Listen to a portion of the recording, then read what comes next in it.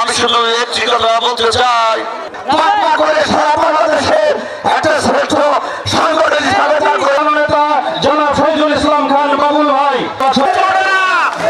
অথচ এবং এই কৃষকের ধানের পক্ষ থেকে তাকে অভিনন্দন এবং শুভেচ্ছা।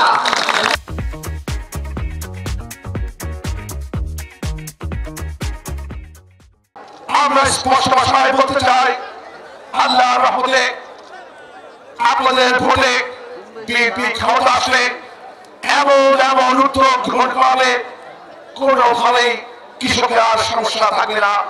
আমরা প্রতিশ্রুতি দিতে চাই, বিএনপি ক্ষমতা আসলে 12 মাস কৃষকের মুখে হাসি থাকবে ইনশাআল্লাহ। আমাদের সরকার বেগম খালেদা জিয়া, তারেক রহমান ইতিমধ্যেই বুঝতে পেরেছে বাংলাদেশের কৃষকের উন্নয়ন হলে, কৃষির উন্নয়ন হলে বাংলাদেশের উন্নয়ন হবে ইনশাআল্লাহ। আমরা কৃষির উন্নয়নের মধ্য দিয়ে বাংলাদেশের কৃষককে স্বাবলম্বী করে বাংলাদেশকে উন্নত বাংলাদেশে পরিণত করি ইনশাআল্লাহ। আমরা এমন একটি বাংলাদেশ গঠন করতে চাই যে বাংলাদেশের স্বপ্ন দেখেছিলেন শহীদ জিয়া রহমান, বেগম খালেদা জিয়া। আমরা এমন একটি বাংলাদেশ করতে চাই।